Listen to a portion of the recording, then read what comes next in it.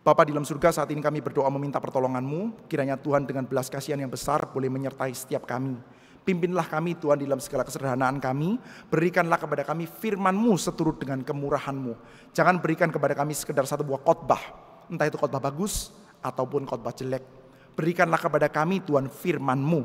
Berikanlah kepada kami penyataan diri Tuhan kami Yesus Kristus yang bisa kami dekap di dalam iman, sehingga Kristus hidup di dalam kami. Kiranya Tuhan Engkau menciptakan di dalam cinta kasih-Mu yang besar keberadaan Kristus dan pekerjaannya di dalam kehidupan kami, kehidupan gereja kami secara nyata. Terima kasih Tuhan, terpujilah nama-Mu. Dalam nama Tuhan kami Yesus Kristus kami panjatkan segala syukur dan doa kami. Amin. Saudara-saudara sekalian, hari ini saya ingin mengajak kita masih melihat faset dari kehidupan umat Tuhan yang sedang ada di dalam pembuangan. Dan secara khusus kita akan melihat hal ini ketika disorot dari sudut pandang Nabi Tuhan dan disorot dari sudut pandang Tuhan sendiri.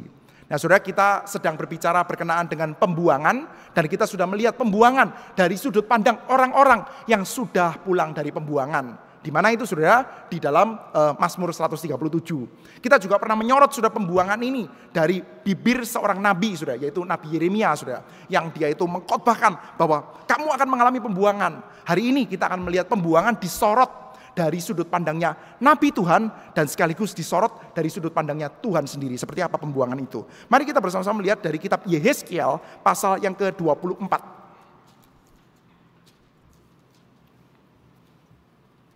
Yehezkiel pasal 24. Kita baca secara bergantian ayat 1 sampai dengan ayat yang ke-27.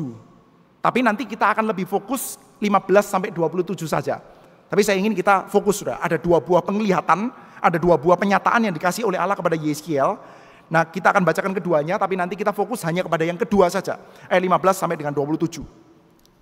Saya bacakan ayat 1, saudara membacakan ayat kedua, demikian seterusnya sampai dengan yang ke-27.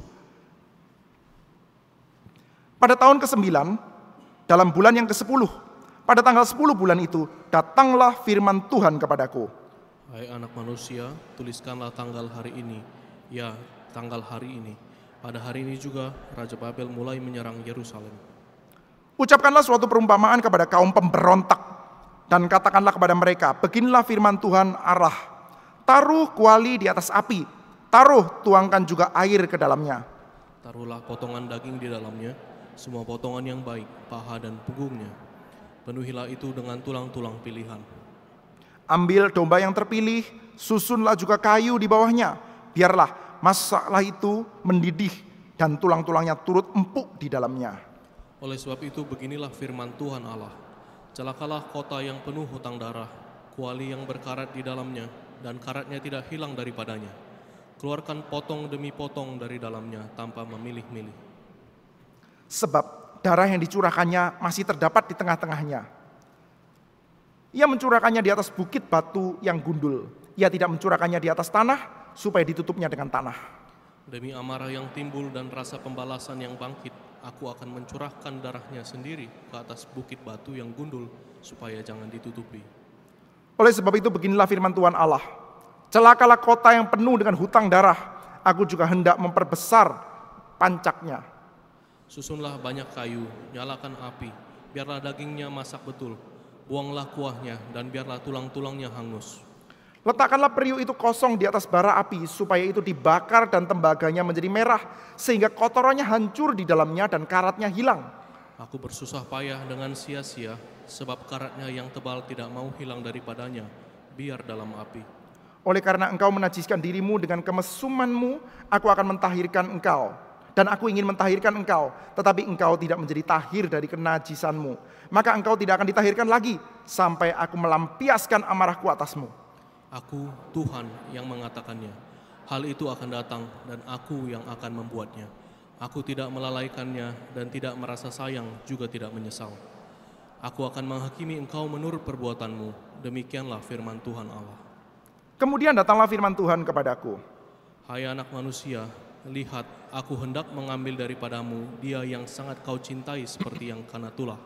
Tetapi janganlah meratap ataupun menangis, dan janganlah mengeluarkan air mata. Diam-diam saja mengeluh.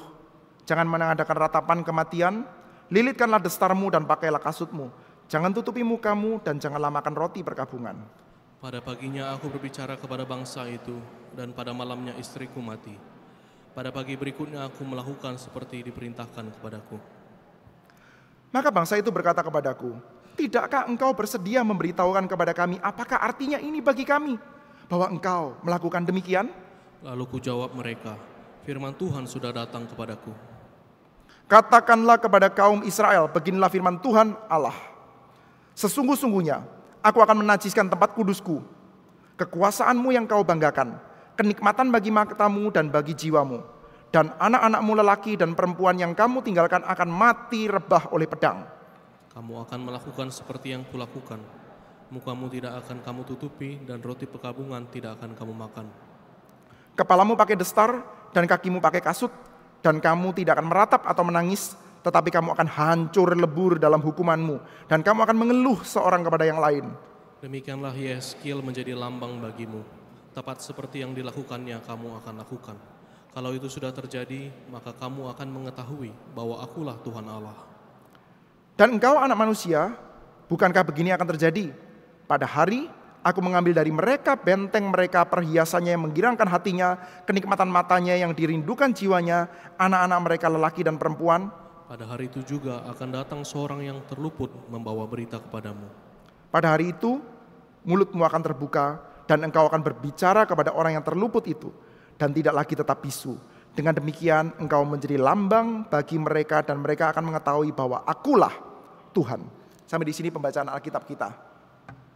Saudara-saudara sekalian, saya percaya di dalam kehidupan kita, Anda pernah mendengarkan, atau barangkali Anda juga pernah mengatakan seperti ini. Jangan takut, jangan menangis, sudah jangan bersedih. Kata-kata seperti itu Anda pernah dengar kan? Atau Anda pernah ucapkan, jangan menangis. Dan sudah tahu, kata-kata jangan menangis, jangan takut, jangan bersedih adalah kata-kata yang akan menjadi lebih powerful kalau yang mengungkapkannya adalah orang yang punya kekuasaan atau kita anggap punya otoritas lebih tinggi dari kita. Kalau ada dua orang anak kecil, umurnya sama, berantem atau rebutan mainan, lalu yang satunya menangis, yang satunya udah jangan nangis, nah, kurang berkuasa saudara. Yang akan lebih berkuasa kalau papanya atau orang tuanya datang. Somehow anak-anak itu ada semacam kayak perasaan, ini yang besar ini yang akan bisa menyelesaikan masalahnya. Jadi ketika orang tua mengatakan, jangan nangis, itu biasanya saudara akan ada solusi-solusi yang ditawarkan saudara. Nah saudara, kalau kita bertanya, siapa yang punya otoritas paling besar, paling kuat untuk bisa mengatakan, jangan menangis, atau jangan takut, dan bisa memberikan comfort yang paling besar? Tentu saja jawabannya adalah Tuhan. Jangan menangis. Kalau itu diucapkan oleh Tuhan, ya tentu saja itu akan memberikan comfort yang luar biasa, saudara. Di dalam perjanjian baru, ungkapan ini keluar dari bibirnya Tuhan Yesus. Dan ini memberikan comfort. Ketika murid-murid sudah sedang dihalau oleh angin sakal yang sangat berat. Mereka mendayung sangat kesusahan. Lalu mereka sangat ketakutan melihat namanya di tengah-tengah lautan, saudara. Saudara, di dalam kosmologinya orang Yahudi ya, lautan itu tempatnya setan. Kosmologi mereka kan jelas ya, langit di atas, bumi di bawah, air di bawah bumi. Itu kosmologinya mereka. Langit di atas, bumi di bawah, air di bawah bumi. Langit di atas itu seringkali dikaitkan dengan keberadaan Tuhan Allah. Bumi di bawah, keberadaan manusia dan ciptaan. Di bawah bumi, dunia orang mati, Hades, lautan itu lambang atau semacam kayak tempat keberadaan kuasa gelap. Jadi saudara, ketika murid-murid itu ada di lautan ya, sedang mendayung dan sangat kesusahan, lalu ada sosok yang berjalan, dia lihat pasti setan nih, pasti hantu. Karena apa? Tempatnya hantu itu di air. Dan sekarang sudah di air ada hantu lewat saudara. Tetapi yang dia sangka sebagai hantu ini ternyata Tuhan Yesus. Tuhan Yesus mengatakan, jangan takut, aku ini. Sudah bisa melihat ya, Petrus langsung thrill sama kata-kata itu. What? Di lautan ada Yesus, di lautan ada kuasa Tuhan. Nah itu dalam kitab Mazmur itu menjadi satu buah gambaran yang sangat menenangkan saudara. Allah berkuasa atas lautan, kuasa jahat tidak berkuasa lagi. Anda kalau perhatikan di dalam kitab Wahyu saudara, laut tidak ada lagi. Mohon maaf bagi Anda yang suka berselancar, nanti laut tidak ada lagi. Tentu ini bukan literal ya saudara ya, bukan dimaksudkan untuk literal, nanti nggak ada laut lagi. Tapi laut itu seperti kayak lambang dari kekuasaan jahat saudara. Dan sekarang saudara, ketika di tengah-tengah lautan, Yesus berjalan di atas air dan mengatakan, jangan takut, aku ini. Petrus langsung being comforted, dan setelah itu dia langsung thrilled ya. Oh kalau gitu saya juga mau jalan di atas air. Oke silakan. Kalau kamu beriman silakan. Jalan dia saudara. Injil Matius saudara. Sangat komikal, sangat asik saudara. Karena ucapan jangan takut diucapkan oleh dia yang sangat berotoritas, maka kuasanya sangat besar. Tapi buat kita sekarang mungkin kita agak problem ya. Kita kan gak ketemu Yesus ya. Kita gak ketemu Yesus secara fisik. Kita gak ketemu Tuhan Allah menggelegar dari atas ya. Pada waktu Anda sedang berduka, Anda sedang sedih saudara. Kapan Anda bisa mendengarkan suara Tuhan? Jangan takut, malah takut nanti muncul suara gitu saudara. Nah saudara, ucapan jangan takut ini saudara, Anda harapkan, Anda expect, Anda percaya ini suara Tuhan, itu muncul dari siapa saudara? Salah satu golongan manusia yang somehow dinantikan atau diharapkan seperti ini itu siapa saudara? Hamba Tuhan, pandita, saudara, amang pandita saudara. Pendeta seringkali dianggap perwakilan Tuhan kan. Maka kalau misalkan ada hamba Tuhan yang mendatangi gitu ya, seringkali saudara coba cek saudara. Kadang-kadang itu saya senang juga sih saudara, karena saya diuntungkan ya. Saya diuntungkan kalau orang itu punya pandangannya agak tinggi terhadap hamba Tuhan, saya hamba Tuhan saudara. Saya agak diuntungkan. Tapi ya, kalau coba ya kita bongkar sedikit rahasianya ya.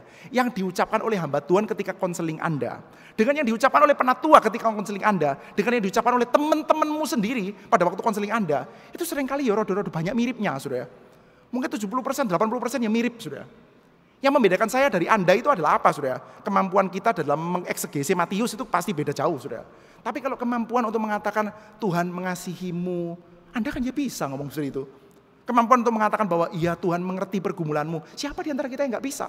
Ucapannya kurang lebih mirip saudara, tapi somehow kita berasa yang ngomong hamba Tuhan ini perwakilan Tuhan ya, otoritatif lah. Jangan takut, jangan menangis. Maka saudara, kita mengharapkan orang-orang yang punya jabatan sebagai hamba Tuhan paling cocok untuk memberikan words of comfort seperti itu. Ucapan-ucapan yang meneduhkan hati, jangan menangis.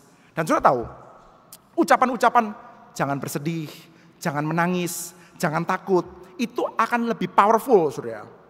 Akan lebih kena di hati kalau seperti apa? Kalau hamba Tuhannya itu mengerti sungguh-sungguh pergumulan dari orang yang didatangi saudara.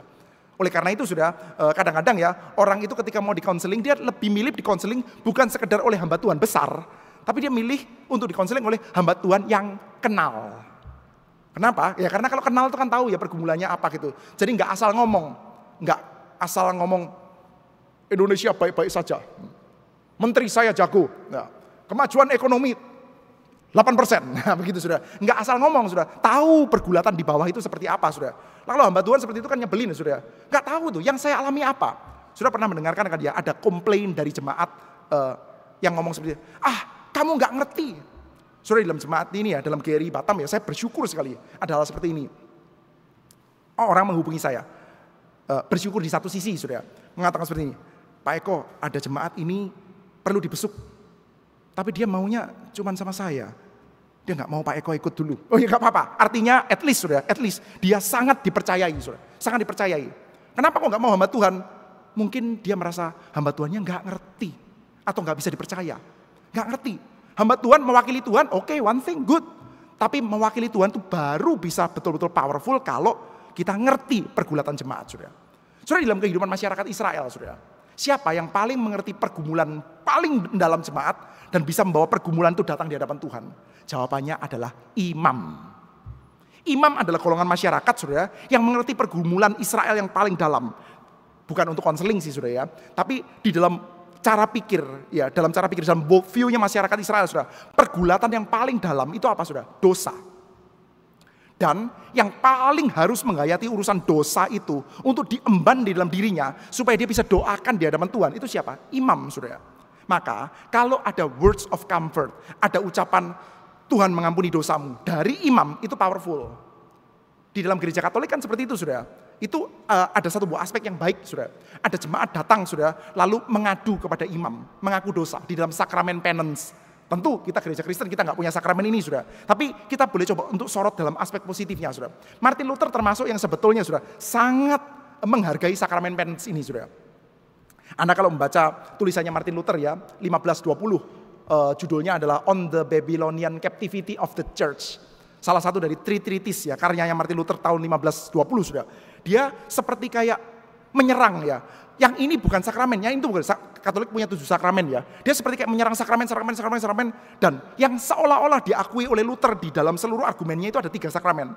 Yaitu apa? Baptis, perjamuan kudus, dan penance. Meskipun ujungnya kesimpulannya Luther cuma mengakui 2. Tapi paling tidak dia sangat menghargai sakramen penance itu, saudara. Dan di dalam sakramen penance atau pengakuan dosa itu, saudara, orang itu akan datang kepada imam, lalu mengakui dosanya di hadapan imam. Saya melakukan ini, melakukan itu, saya melakukan ini, melakukan itu, melakukan ini, melakukan itu. Lalu imamnya mengerti pergumulan jemaatnya, mengerti pergumulan dosanya. Lalu dengan otoritatif, karena dia sudah berdoa kepada Tuhan, memintakan pengampunan, dia mengatakan, dosamu sudah diampuni, pergilah dan jangan berbuat dosa lagi. Nah mungkin ditambahkan, lakukanlah misalkan tindakan-tindakan penyucian ini dan itu, saudara. Nah ini yang dilakukan oleh imam. Ini satu hal yang indah sebetulnya. Di dalam gereja kita kadang-kadang juga dilakukan, cuman nggak konsisten, nggak selalu. Biasanya kan ada ya, saudara ya. Kadang ada, kadang enggak, saudara. Pengakuan dosa. Setelah pengakuan dosa, ada kabar dari imam. Imamnya nggak tentu pendeta. Pokoknya yang ada di atas mimbar mewakili pergumulan jemaat mendoakan di hadapan Tuhan itu imam. Maka imamnya boleh declare sebagai perwakilan gereja, mengatakan bahwa dosamu sudah diampuni. Ada ucapan itu. Dosamu yang tadinya merah kayak kirmizi itu sudah menjadi putih seperti bulu domba. Tadinya itu merah seperti kesumba sudah menjadi putih seperti salju. Begitu. Dosamu sudah diampuni. Maka ada petunjuk hidup baru. Itu kan satu buah mekanisme yang sangat indah ya saudara. Saya datang kepada imam. Imam mengerti pergumulan dosa. Lalu membawa di hadapan Tuhan. Dan setelah itu ada berita pengampunan. Itulah tugasnya imam saudara. Maka sekali lagi. Kalau ada ucapan yang comforting. Jangan menangis, jangan bersedih. Pergulatanmu yang paling mendasar yaitu dosa. Sudah saya mengerti, saya doakan di hadapan Tuhan. Dan sekarang, apalagi kita punya jaminan dari Tuhan Yesus. Apa yang engkau ikat di dunia akan terikat di sorga. Apa yang engkau lepas di dunia akan terlepas di sorga. Gereja itu punya otoritas yang sangat besar untuk mengatakan Tuhan sudah mengampuni dosamu. Wah itu akan menjadi satu buah comfort yang sangat besar. Sekali lagi, siapa yang sangat-sangat pas untuk mengucapkan ini saudara? Jawabannya imam. Dan kita bersyukur di hadapan Tuhan, saudara. Di dalam Alkitab Perjanjian Lama kita, saudara, kita ketemu paling tidak 2 ucapan jangan menangis yang super ikonik. Dan dua-duanya diucapkan oleh orang di dalam tradisi imam. Saudara bisa tebak nggak? Kapan itu ada ucapan jangan menangis yang sangat ikonik di dalam Alkitab kita Perjanjian Lama, saudara. Dan diucapkan oleh orang dengan tradisi imam. Yang pertama, dia adalah Yeremia. Yeremia kan nabi, Pak. Ya nabi, saudara. Tapi dia ada di dalam tradisi imam. Dia adalah anak seorang imam di Anatot. Dan dia memberikan satu buah ungkapan yang sangat ikonik. Jangan menangis. Cegahlah matamu dari mencucurkan air mata. Jangan menangis lagi. Ucapan itu diungkapkan oleh Yeremia. Dan ini adalah ungkapan yang sangat ikonik. Buktinya apa, saudara? Pertama, ucapan ini, saudara, nanti akan dimunculkan di dalam bentuk cerita oleh penginjil Matius. Dan cerita yang dipakai nggak main-main, saudara. Yaitu cerita kelahiran Yesus. Inkarnasi. Kita nanti sebentar lagi perayaan Natal, saudara. Inkarnasi. Keberadaan Yesus sang juru selamat. Itu kan penghiburan yang paling besar, saudara. Saudara kalau tanya, apa yang paling bisa comforting manusia? Keberadaan Yesus Kristus. Di dalam Injil Matius, saudara, Yesus Kristus lahir dan dinyatakan kepada Yusuf, ya saudara. Nanti kamu harus kasih dia nama Yesus. Sebab dia yang akan menjadi juru selamat umat dari dosa. Maka di dalam kitab Yeremia ada kata-kata, cegahlah matamu dari menangis. Di dalam perjanjian baru diangkat untuk cerita keberadaan Yesus Kristus. Sudah bingung ya, yang mana sudah? Yang ini. Pada waktu Yesus Kristus dilahirkan, orang-orang Majus datang. Orang Majus masih bingung-bingung, datang-datang mampir dulu ke Herodes. Dia tanya, mana tuh raja orang Yahudi? Dia ngomong sama Herodes, sudah. Mana tuh raja orang Yahudi? Saya mau datang untuk menyembah dia. Oh, terus dipimpin sama bintang di timur, Herodesnya dalam hati, wah, kok bisa ada raja orang Yahudi yang lain? Saya kan raja orang Yahudi. Dia bilang sama orang Majus, coba kamu pergi ke sana, kalau sudah tahu, nanti kasih tahu saya ya. Sherlock ya, gitu ya. Sherlock kepada saya. Kasih pinpoint lokasi yang paling tepat, saya mau datang ke sana untuk nyembah dia. Tapi orang Majus diperingatkan, oh jangan-jangan, Herodes mau kebunuh. Maka dia pergi sudah. Setelah itu Herodesnya marah sekali, saya ditipu sama orang Majus. Dan yang lebih esensial, saya nggak mau ada raja saingan. Maka bayi-bayi di Bethlehem, saudara, semua anak 2 tahun ke bawah dibunuh semua. Dan ada catatan, terdengar ratapan di Rama. Rahel tidak mau dihibur. Sebab anaknya sudah tidak ada lagi, saudara. Itu adalah dari kitab Yeremia pasal 31. Yeremia pasal 31, ada satu buah ungkapan yang sangat surrealis, saudara. Yaitu Rahel tidak mau dihibur. Saya coba bacakan sedikit aja ya. Yeremia pasal 31, ayat 15 dan 16. Beginilah firman Tuhan. Dengar, di Rama terdengar ratapan, tangisan yang pahit pedih. Rahel menangisi anak-anaknya. Ia tidak mau dihibur karena anak-anaknya, sebab mereka tidak ada lagi.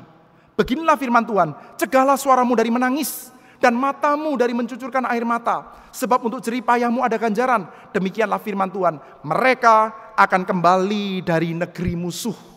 Mereka akan pulang dari pembuangan. Saudara, kenapa ini ikonik, saudara? Coba bayangkan, ini ungkapan Yeremia. Jangan menangis, cegah matamu dari menangis. Hai Rahel, jangan menangis lagi. Ini adalah ungkapan yang sekali lagi surrealis, saudara. Rahel itu siapa? Rahel itu istrinya Yakub, saudara. Bapak leluhurnya orang Israel. Rahel itu ya Abraham, Ishak, Yakub. Yakub punya istri namanya Rahel, saudara. Ini kan zamannya Yeremia, saudara. Israel sudah mengalami pembuangan, jaraknya jauh banget, saudara. Rahel udah mati lama. Rahel itu istrinya Yakub, sudah mati jauh-jauh hari. Dikatakan kuburannya ada di dekat Bethlehem, saudara. Di dalam tradisi, saudara, dalam tradisi kuburannya ada di Bethlehem itu suatu kali dia itu menjadi semacam kayak arwah gentayangan. Tradisi ya, saudara. Saudara jangan mengatakan kalau orang mati, gereja ini mengajarkan orang mati jadi arwah gentayangan. Bukan, saudara. Tapi ini ada semacam kayak gambaran. Gambaran yang dipakai untuk menceritakan betapa sedihnya pembuangan, saudara. Maka Rahel dari kuburnya itu dia keluar, lalu dia lihat orang-orang Israel yang berdosa, maka dihancurkan oleh Babel, lalu diangkut pergi ke Babel, saudara. Waktu pergi diangkut ke Babel, salah satu checkpointnya, mereka kumpul di mana, saudara? Di Rama. Ini kan anak-anak Israel, saudara, orang-orang Yehuda, saudara, berkumpul di Rama sebelum akhirnya diangkut ke Babel, saudara. Maka di sana Rahel menangis. Rahel udah mati lama, saudara, tapi semacam kayak jiwanya itu masih menangis. Aduh, Yehuda dibuang oleh Tuhan, lepas dari tanah perjanjian, tanah Yudea, Yerusalem itu apa sih? Tanah perjanjian, dijanjikan oleh Allah dengan sumpah kepada bapak leluhur Abraham, Ishak dan Yakub. Dan sekarang umat perjanjian dilepaskan dari tanah perjanjian, akan pergi ke dalam tempat penjajahan.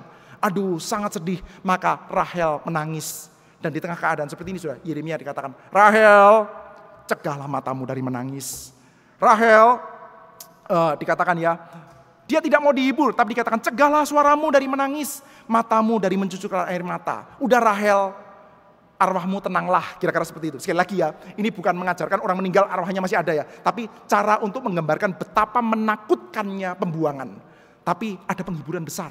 Rahel, jangan menangis lagi, jangan cucurkan air mata, sebab nanti ya mereka yang dibuang oleh Tuhan itu akan dikembalikan. Mereka akan kembali dari negeri musuh. Itu adalah ungkapan jangan menangis yang pertama, saudara. Sangat comforting. Diucapkan oleh orang dari tradisi imam, yaitu Yeremia. Tentu saja firman Tuhan ya, saudara. Yeremia. Orang dari tradisi imam lalu memberikan ucapan comfort. Jangan menangis lagi. Tuhan memberikan ampunan. Cocok, saudara. Cocok, saudara. Lalu, saudara, ungkapan ikonik kedua, saudara. Dari tradisi imam yang kedua, jangan menangis. Anda bisa tebak. Ada dalam kitab apa? Ya kita lagi khotbahnya Yeskiel ya, pasti Yeskiel, saudara. Yeskiel. Dan Yeskiel ini adalah sedikit, saudara, satu dari dua, saudara, nabi yang berasal dari latar belakang imam. Yeskiel bin Busi, bapaknya dia namanya Busi, dia adalah imam, saudara. Dia berasal dari tradisi imam, dia adalah imam, saudara. Dan Yeskiel ini, saudara, akan pertama-tama menerima ungkapan dari Tuhan. Jangan menangis. Wah, comforting, saudara. Tapi kali ini kita lihat, saudara, comforting enggak? Karena beritanya begini. Tuhan berkata kepada Yeskiel, Yeskiel, kamu punya istri.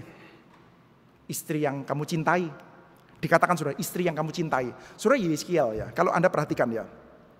Ketika dia ada di pembuangan, Yeskiel itu kan sudah mengalami pembuangan bersama dengan orang-orang di dalam pembuangan. Dia itu dianggap gila sama orang-orang sekitarnya. Satu-satunya manusia, saudara. Kita bisa, inilah saudara, bisa berargumen ya. Satu-satunya manusia yang mengerti dia, siapa saudara? Istri. Iya kan saudara? Satu-satunya manusia yang mengerti dia. Semua orang memusuhi dia, agak beda saudara dengan hamba Tuhan zaman sekarang saudara. Hamba Tuhan zaman sekarang saudara, satu-satunya orang mungkin yang mengerti dia adalah istrinya juga saudara. Tapi satu-satunya yang mengerti istri itu maksudnya apa saudara? Istri yang mengerti kesalahan-kesalahanmu, kejelekan-kejelekanmu. Jemaat semuanya gak ngerti. Jemaat semuanya lihat hamba Tuhan baik. Saya itu kadang-kadang ya merasa, enak juga ya jadi hamba Tuhan, beruntung juga ya.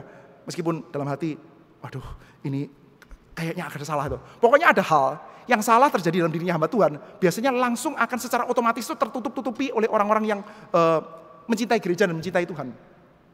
Ya kayak ini tadi sudah. Mari kita doakan pendeta Eko sedang lemah tubuh. Karena pelayanan begitu padat. Lu padat apa tuh sudah? Ya enggak padat-padat amat lah. Mau pergi KKR regional, ya rutin kita sudah KKR regional, sudah dulu KKR regional. Siapapun yang mengalami KKR regional sudah. Berangkat Kamis pulang Jumat ya padat apanya sudah. Ya enggak lah gitu sudah. Dan setelah itu gimana itu? Ya setelah itu ya pelayanan biasa aja. Tapi ya kurang pintar dalam menjaga tubuh. Mungkin kurang pintar dalam menjaga makanan, asupan. Terlalu serampangan dalam makan sakit gitu. Tapi pandangannya kan positif. Hanya istri yang mengerti bahwa lu enggak sebaik itu. Gitu. Yeskiel kebalik sudah. Yeskiel sudah dimengerti oleh jemaat. Jemaat itu mengerti ini hamba Tuhan gila ini. Beda kalau hamba Tuhan Gary sudah. Seringkali sudah kalau hamba Tuhan Gary mendengarkan khotbah. Lalu dia tidak begitu mengerti sudah. Dia mengangguk-angguk lalu rasa rendah hati. Hamba Tuhan ini kok pinter sekali ya. Sampai saya gak bisa mengerti. Gak bisa mengerti khotbah. Masih dipuji saja sudah. Pinter ya hamba Tuhan itu ya. Saking tingginya dia. Saya sampai tidak mengerti itu. Khotbah tidak bisa menyampaikan dengan baik kok dipuji. Ya aneh sudah. Tapi ya itulah sudah. Kita hamba Tuhan sangat ditinggikan. Istri yang tahu. Saya tahu kelemahanmu. I know what you did. Cuman gak saya bocorin aja. Begitu sudah. Yeskiel kebalik loh sudah. Yeskiel itu dipandang gila oleh sekitarnya sudah. Coba lihat itu hamba Tuhan aneh tuh.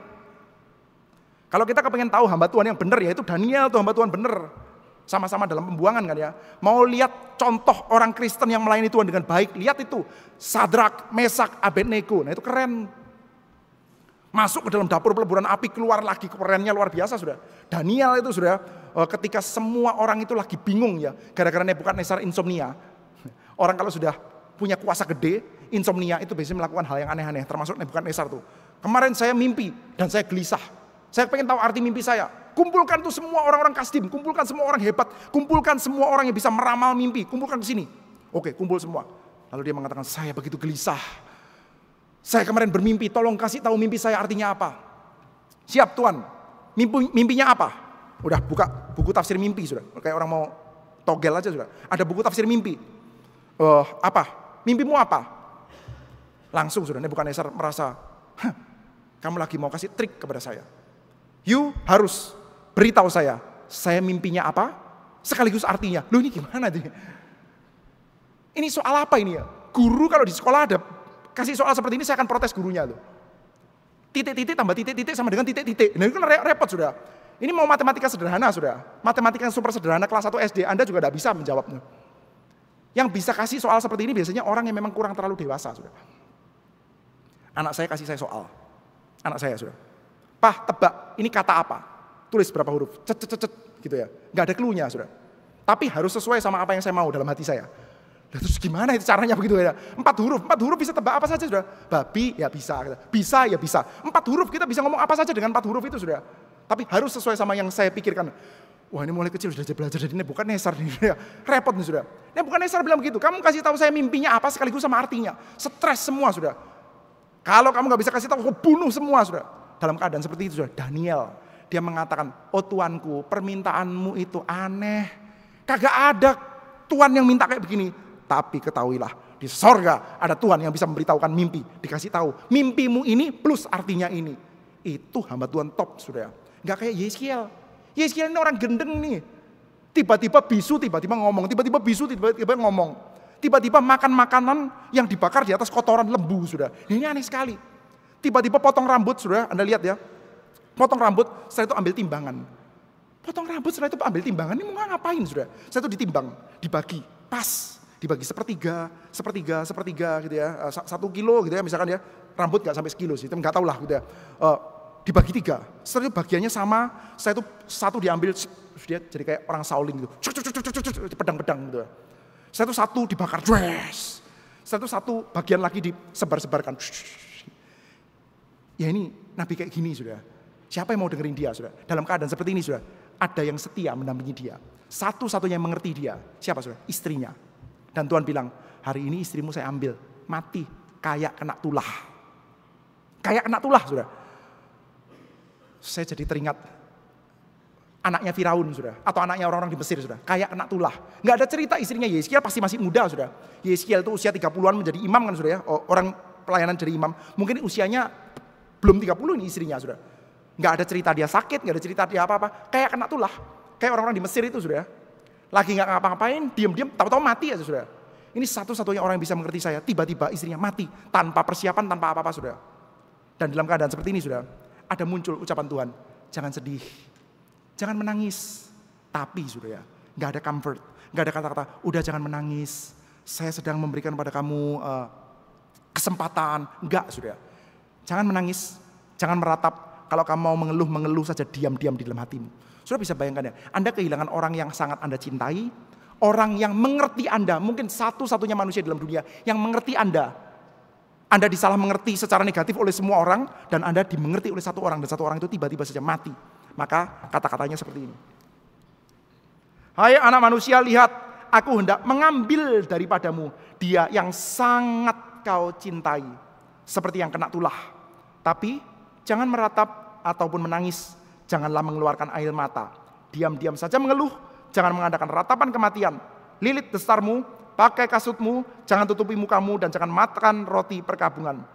Paginya aku berbicara kepada bangsa itu, dan malamnya istriku mati. Pada pagi berikutnya, aku melakukan seperti yang diperintahkan kepadaku.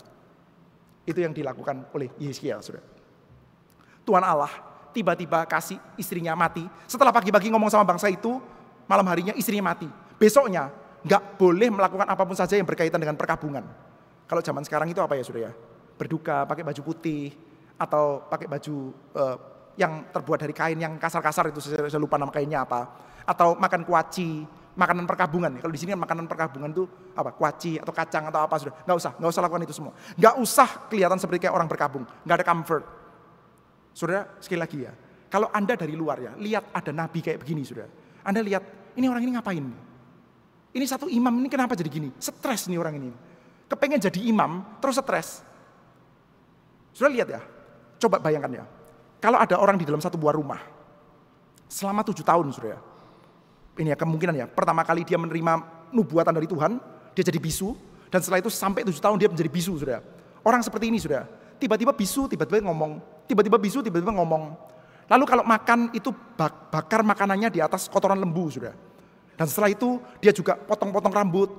Lalu dia juga mengukir itu kota. Lalu dia begini selama 1 tahun lebih, saudara. Anda akan melihat orang seperti itu. Tiba-tiba istrinya mati, saudara. Anda ngomong apa, saudara? Jangan-jangan istrinya dicekek atau gimana ini, saudara? Ini aneh sekali nih Nabi satu ini. Dia makin tidak dimengerti oleh orang-orang, saudara. Dalam keadaan seperti ini, nggak ada comfort bagi Yeskiel, saudara. Saudara, Yeskiel itu kan kita sudah lihat ya, adalah seseorang yang besar kemungkinan orang dari tradisi imam yang sangat happy dengan jadi imam. Coba lihat di dalam Yeskiel pasal 40 sampai 48 ya, gambarannya tentang bait suci yang dia bisa gambar. Itu detail luar biasa. Dia pasti sangat mencintai atau mungkin sedikit terobsesi sudah bahkan dengan bait suci sudah. Saya kan sempat berikan ilustrasi sudah. Sudah coba itu nonton pertandingan tinju.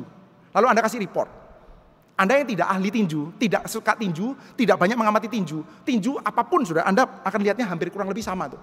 Pukul-pukulan dah gitu sudah. Anda enggak ngerti itu bahwa tinju itu ada stylenya loh. Stylenya Amerika dengan stylenya Rusia itu beda loh. Dengan stylenya Jepang itu beda loh. Dengan stylenya Meksiko itu beda loh. Anda kalau sebut Mexican style dengan American style itu nggak sama itu. Anda kalau saya ngomong gini, Gennady Golovkin itu bukan orang Meksiko tapi dia pakai Mexican style. Anda nggak ngerti apa-apa itu sudah. Pokoknya harus tinju sama aja lah. Pokoknya orang pukul-pukulan. Kecuali orang itu sangat terobsesi dengan tinju baru dia ngerti gitu sudah. Yeskiel sudah, dia kelihatan sangat terobsesi dengan jabatan imam, dengan bait suci. Maka waktu dia mendapatkan penglihatan dan mencatat tentang bait suci, itu sangat-sangat detail sudah. Sangat mencintai tugas keimamannya dia sudah. Dan dia harus ingat, imam ketika dia mau memberikan words of comfort, dia pertama-tama harus bisa mengalami apa yang dialami oleh jemaatnya sudah. Dan sekarang Tuhan Allah seperti kayak memberitahu dia, kamu mau menjadi imam, kamu mau menjadi perwakilan dari jemaat untuk menghadapi saya. Ayo kamu coba alamin apa yang mereka alamin. Yaitu istrimu mati.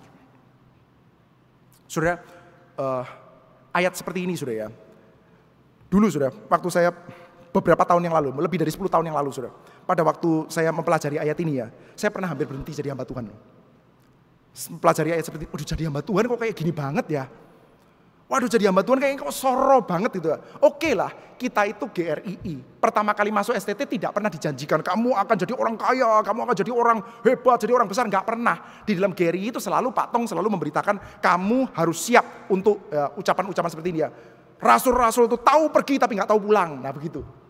Pergi, beritakan Injil dan nggak tahu kapan pulang. Beberapa di antara mereka atau bahkan semuanya nggak ada yang pulang tuh. Pergi setelah itu ya mati di tengah jalan semuanya gitu. Yang namanya hamba Tuhan itu seperti itu. Kita dari awal sudah biasa dengan seperti itu. Tapi waktu baca kitab Yeskiel ini terlalu parah. Hosea itu sudah one thing tuh. Hosea itu sudah buat saya itu udah puncak banget lah. Orang tiba-tiba disuruh kawin sama perempuan sundal, ini apa-apaan. Suruh punya anak dikasih nama yang aneh-aneh seperti itu terlalu aneh lah Hosea itu. Tapi ini Yeskiel ini on another level anehnya saudara. Yaitu apa? Bukan disuruh kawin sama perempuan sundal, punya istri baik-baik tiba-tiba mati seperti kena tulah. Pada waktu itu sudah di STT ya, saya langsung berdoa di hadapan Tuhan. Waktu mempelajari kitab ini, saya berdoa di hadapan Tuhan. Saya mengatakan, Tuhan saya nggak kuat lah. Kalau jadi hamba Tuhan mesti kayak gini, nggak kuat lah Tuhan saya. Dan hari itu sudah, hari-hari itu ya, saya terima email dari dokter di Singapura. Mama saya kena penyakit aneh. Itu pertama kali saya dengar ada kata-kata anti-phospholipid syndrome. Pertama kali saya dengar itu. Dan dokternya menjelaskan, ini penyakit asalnya dari mana kita nggak tahu, cara penyelesaiannya seperti apa kita juga nggak tahu. Dan ini ngomong dokter di Singapura sudah. Tapi kita bisa coba untuk tanganin gejalanya. Terus saya baru saja membaca dan mempelajari istrinya Yeskiel tiba-tiba mati. Dan hari-hari itu sudah di kampus ada satu orang yang sakit sudah. Sakit pingsan sudah. Saya gendong dia gini ya. Saya lihat mukanya putih kayak orang mati sudah. Bertumpuk-tumpuk lah dalam kepala saya. Maka langsung saya berkomitmen berdoa di hadapan Tuhan. Tuhan, saya akan menjadi orang Kristen yang baik tapi jadi hamba Tuhan saya give up deh. Enggak lah Tuhan, kayak gini enggak bisa lah. Gimana? Jadi hamba Tuhan masa mesti kayak gini? Udahlah Tuhan, saya give up. Tapi namanya orang muda sudah ya. Biasanya itu ngomong dan berdoa duluan, mikir belakangan. Kadang-kadang nggak pakai mikir malah. Ya waktu itu sudah. Waktu itu sudah belajarnya begitu, lihatnya kejadian seperti itu ya sudah. Langsung berdoa, Tuhan saya give up. Besoknya saya melakukan hal yang biasanya dilakukan oleh anak-anak mahasiswa teologi. Pergi pelayanan siswa. Yang mirip kayak KKR regional tapi stay di dalam satu buah sekolah. Pergi. Sampai di sekolah sudah. Gurunya mendatangi saya mengatakan, Pak, mulai besok Jumat sudah nggak usah pelayanan lagi di sini. Dia bilang gitu. Alasannya itu jelas ya, ada perayaan Natal setelah itu. Habis ini kita mau persiapan Natal, tapi besok Jumat dia seperti kayak menekankan gitu. Mulai Jumat besok tidak usah lagi pelayanan di sini. Saya dalam hati ngomong, kemarin saya bilang mau stop, sekarang langsung di stop betulan. Gak bisa diajak bercanda ini Tuhan ini begitu ya. Langsung takut sudah, Tuhan gak jadi loh, bercanda loh kemarin tuh. Saya emosi doang gitu, gak jadilah gitu. Kalau gak dipakai Tuhan mau jadi seperti apa gitu. Saudara, tapi ya kalau kita lihat ya, Anda mau give up gimana? Lah yang namanya hamba Tuhan ya begitu. Kecuali Anda ketemu sama gembala upahan, doa ya saudara. Berdoa ya, jangan sampai hamba Tuhan di tempat Anda melayani. Di sini saudara, saya saudara. Jangan sampai Anda ketemu gembala-gembala upahan. Gembala-gembala upahan itu begitu ada problem yang sungguh-sungguh pasti kacau dia. Kabur dia, pasti. Gembala upahan kok. Upahnya gak cocok sama apa yang dapatkan, kabur itu saudara. Gembala asli itu memberikan nyawanya bagi domba-dombanya, itu baru gembala asli saudara. Gembala upahan, caw pada waktu ada masalah saudara. Saya belum ada masalah ya, baru dapat email sudah dan baca kitab Yeskiel sudah mau caw sudah. Tapi begitu mau caw Tuhan bilang mau caw ya sudah minggir takut juga sudah. Lah terus gimana ini? Gitu. Sudah mau jadi hamba Tuhan gimana? Ya seperti itu. Harus mengalami apa yang dialami oleh umat Tuhan baru kamu bisa mengerti. Kalau ada jemaat yang berseru, apa kamu nggak ngerti apa yang saya rasakan? Ya betul, harus mengerti dong. Kalau enggak kita ngomong dari menara gading dari atas, Tuhan memberkatimu, Tuhan memberkatimu, tapi nggak ngerti sudah. Kita melihat sudah. Mengerti apa sih sudah? Imam itu harus mengerti apa? Imam itu harus mengerti bahwa dia menjadi penata layan umat yang hidup di tengah-tengah keberadaan Tuhan. Saudara, umat hidup di tengah-tengah keberadaan Tuhan, imam mesti mengerti saudara. Pelayananmu akan berat. Pelayananmu akan berlumuran dengan kesusahan dan berlumuran darah. Pelayanan imam, berlumuran darah, upacara kurban. Kenapa saudara? Umat ini kan umat berdosa, Tuhan itu Tuhan yang suci. Kalau ada di antara kita yang merasa saudara bahwa Tuhan ini sadis juga ya, kasih pelayanan kepada hamba Tuhan seperti ini saudara. Itu artinya kita kurang mengerti saudara. Either way saudara, atau kombinasi di antaranya. Kita kurang mengerti pertama, Tuhan itu suci. Kedua, kita kurang mengerti bahwa kita ini berdosa. Allah yang suci dengan manusia berdosa itu nggak bisa kompatibel saudara. Oleh karena itu pasti akan crash, pasti akan benturan, pasti akan hang terus sudah. Dan ketika hang sudah, ketika crash, kesucian Allah dengan dosa manusia ketika crash, ketika hang sudah, harus ada upacara kurban. belecetan darah di mana-mana, sudah mengerikan. Itulah pelayanan imam. Dan sekarang sudah, dia harus ngerti. Dia kepengen menjadi imam, terobsesi untuk menjadi imam, terobsesi untuk jadi hamba Tuhan. Ya seperti ini harusnya. Kamu mengalami, merasakan tuh yang namanya Tuhan tidak bisa kompatibel dengan orang berdosa itu seperti apa. Sekarang istrimu dicabut. Artinya apa sih? Istrimu mati. Yang paling kamu cintai, yang paling kamu banggakan mati, dicabut oleh Tuhan. Itu menjadi lambang apa? Menjadi lambang Yerusalem akan dicabut dari orang-orang Israel.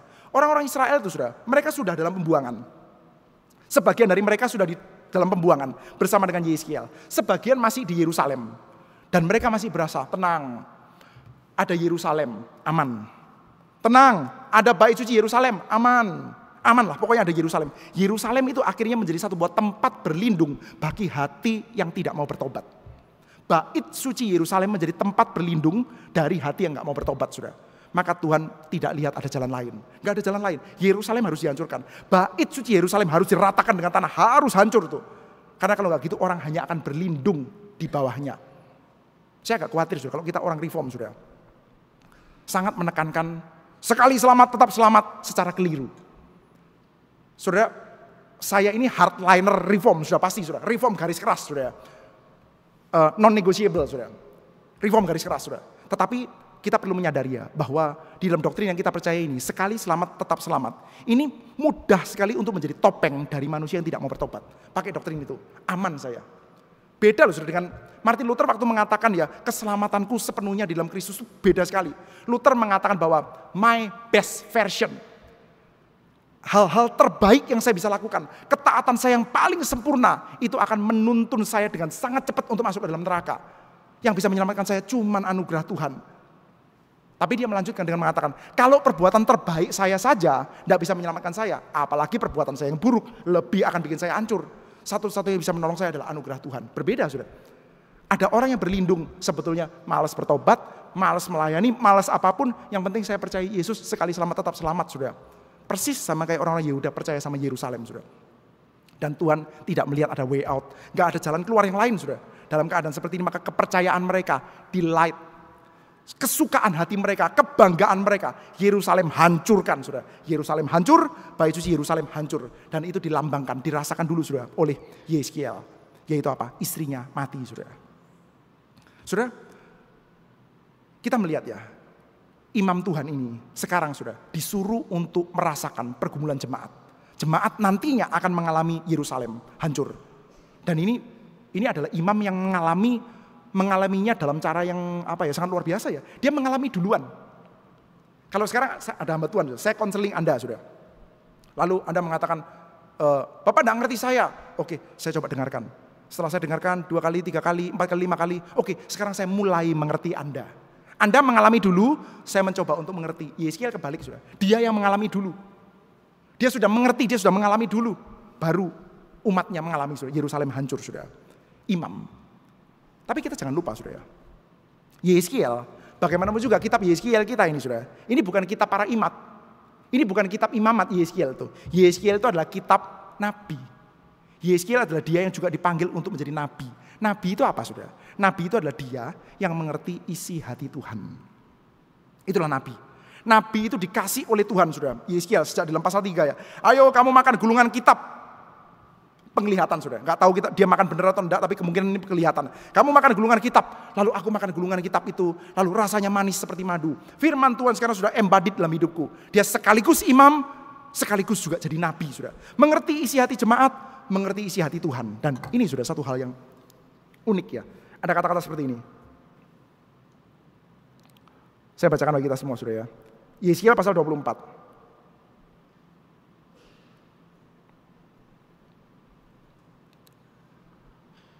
Mulai dari ayat 20. Firman Tuhan sudah datang kepadaku. Katakanlah kepada kaum Israel, beginilah firman Tuhan Allah. Sesungguh-sungguhnya aku akan menajiskan tempat kudusku. Kekuasaanmu yang kau banggakan. Kenikmatan bagi matamu dan bagi jiwamu. Ini bicara tentang bait suci Yerusalem. Itu apa? Bait suci Yerusalem adalah kekuasaanmu yang kau banggakan. Kenikmatan bagi matamu dan bagi jiwamu. Ya, kekuasaanmu yang kau banggakan. Kenikmatan bagi matamu dan bagi jiwamu. Tapi sudah, bagian pertamanya ada kata-kata, aku akan menajiskan tempat kudusku. Orang-orang Yehuda mengalami kehancuran Yerusalem, kebanggaanku. Yerusalem itu yang saya sangat dambakan. Sebelum bicara tentang kebanggaanmu, Yerusalem itu adalah tempat kudusku. Dia adalah sanctuary-ku, my sanctuary itu. Yerusalem itu punyanya Tuhan, saudara. Jadi saudara, ketika kita bicara tentang kehancuran bait suci Yerusalem, saudara, Yehuda akan sangat stres, Yehuda akan merasa sangat kehilangan. Saudara, yang pertama-tama merasa kehilangan itu siapa? Tuhan. Ketika kita jatuh dalam dosa, ketika kita terhilang, kita akan mengalami penghukuman Tuhan dan lain sebagainya, saudara. Kita merasakan saya kehilangan ini dan itu, saya kehilangan kenyamanan dan lain sebagainya, saudara. Tuhan Allah yang pertama-tama merasa kehilangan diri kita. Di dalam kitab suci, saudara, kita mendapatkan kata-kata ya, Roh Kudus itu berduka. Oleh karena itu jangan kamu mendukakan Roh Kudus, saudara. Ketika kita terhilang, yang pertama-tama berduka itu Tuhan, saudara. Yerusalem adalah my sanctuary. Dan sekarang, saudara, Yeskiel disuruh untuk di dalam dirinya dia embodied, saudara. Tapi, saudara, bukankah pada waktu disuruh makan gulungan kitab itu, makan papirus itu, dikatakan bahwa rasanya manis seperti madu. Di mana manisnya? Nah, kita lihat, saudara, bagian terakhir. Pada hari itu, ya, pada waktu mendengarkan berita tentang kehancuran Yerusalem, pada hari itu mulutmu akan terbuka dan engkau akan berbicara kepada orang yang terluput itu dan tidak lagi tetap bisu. Dengan demikian engkau menjadi lambang bagi mereka dan mereka akan mengetahui bahwa akulah Tuhan. Yeskiel, kamu akan jadi lambang bagi mereka. Kamu akan menjadi lambang, keberadaanmu itu akan jadi lambang. Waktu istrimu mati, kamu akan jadi lambang, lambang kehancuran mereka. Dan mereka akan mengetahui siapa aku. Akulah. Ngeri juga ya mengetahui Tuhan seperti ini. Sekarang saya tahu Tuhan, kalau engkau adalah Tuhan. Kapan? Pada waktu ternyata engkau mampu menghancurkan Yerusalem. Pada waktu ternyata engkau mampu untuk pukul saya dengan keras. Ya Tuhan, saya gak berani lawan lagi. Tuhan bisa pukul saya. Tapi saudara, kata-katanya adalah pada hari itu mulutmu akan kembali terbuka. Yeskiel sebagai orang yang mendapatkan panggilan nabi dan sekaligus dia adalah imam. Mulutnya dia akan terbuka. Sebagai nabi, dia akan beritakan firman Tuhan. Firman Tuhan akan beredar lagi di antara mereka. Dan sebagai imam, mulutnya akan dibuka. Untuk apa? Untuk mendatangi Tuhan Allah. Saudara, kemarin di dalam persekutuan doa, saudara, ada satu buah kalimat yang menggerakkan sekali, saudara. Di dalam kitab Yesaya. Di dalam kitab Yesaya ada berita bahwa Tuhan akan mengadakan kepulian bagi Yerusalem. Dan waktu Tuhan mau mengadakan kepulian bagi Yerusalem, apa yang Tuhan lakukan? Tuhan kasih Yerusalem itu pasukan. Pasukan buat ngapain? Buat ngelawan musuh. Bukan, saudara. Pasukan buat terus-menerus menggedor Tuhan. Untuk mendatangi Tuhan. Dan tidak membiarkan Tuhan beristirahat. Dalam kitab Yesaya dikatakan, give him no rest. Jangan kasih kendor Tuhan tuh. Jangan sampai Tuhan lalai, jangan sampai Tuhan kendor. Ingatkan terus Tuhan dengan memberikan pendoa-pendoa syafaat untuk terus berdoa. Saudara, kalau mencintai gereja ini harus terus-menerus berdoa bagi gereja ini, saudara. Saudara, Yeskiel sebagai imam mulutnya sekarang dibuka. Di satu sisi sebagai nabi dia bisa menemplak kehidupan jemaat. Dia bisa membiarkan firman Tuhan kembali beredar. Sebelumnya dia dibisukan, saudara. Dan sekarang sebagai imam mulutnya juga terbuka. Dia juga bisa menggedor pintunya Tuhan. Dia bisa berdoa di hadapan Tuhan supaya keselamatan itu sampai kepada mereka, saudara. Tapi sekali lagi, saudara, menjadi imam, menjadi nabi, not without a very pricey price, saudara. Ada harga yang sangat mahal, saudara, yang harus dibayarkan. Yaitu apa? Istrinya dia mati. Nah, saudara, kita ini kan juga punya ya, dia yang sekaligus imam dan sekaligus nabi. Sepenuh-penuhnya. Dia adalah imam yang the prophet dan the priest. Bukan sekedar a prophet atau a priest. Di dalam kitab Ibrani kan kita melihat ya, bahwa dia adalah sang imam besar agung kita yang paling puncak itu. Dia yang berdoa bagi kita. Dia yang menemplak kita dengan firman. Bahkan dia sendiri adalah firman yang menjadi daging, saudara. Dia adalah sang firman, sang nabi, dan sekaligus dia adalah sang imam, saudara, yang memberikan dirinya sebagai kurban. Dan di situ, saudara, kita menempuh dengan kabar baik. Di situ kita bertemu dengan gulungan kitab yang rasanya manis itu, saudara. Saudara, bedanya dengan Yeskiel. Yeskiel, istrinya mati, setelah itu Yerusalem mengalami kehancuran. Yeskiel mengalami apa yang dialami juga oleh Yehuda. Istrinya mati, Yerusalem hancur. Yesus, saudara, berbeda. Yesus mati, kita luput dari kehancuran, saudara. Itulah yang kita miliki, saudara, di dalam Yesus Kristus, saudara. Inilah kenapa di tengah-tengah berita duka cita yang besar seperti ini, saudara, kita melihat ada penghiburan. Jangan menangis yang kelihatan sangat keras, saudara. Kelihatan Yerusalem dihancurkan, tetapi ada penghiburan. Ada firman Tuhan yang manis. Harap, saudara, kita boleh menjadi orang-orang yang mensyukuri keberadaan kita yang memiliki imam dan sekaligus nabi yang sejati, yaitu Yesus Kristus. Mari kita bersama berdoa di hadapan Tuhan.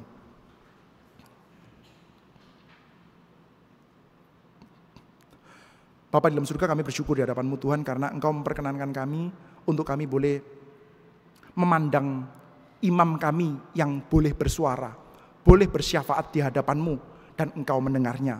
Kami bersyukur di hadapan Tuhan karena kami memiliki sang nabi kami yang boleh memberitakan suara firman Tuhan sepenuh-penuhnya karena dia adalah firman yang menjadi daging. Kami bersyukur di hadapan Tuhan, kami mau kehidupan kami diperbaharui, dibentuk melalui ucapan sang nabi kami. Dan kami juga menyadari kelemahan-kelemahan kami, maka kami mau menghambur, menaruh rasa aman kami kepada syafaat dan penebusan imam kami yang sejati, yaitu Yesus Kristus yang telah memberikan hidup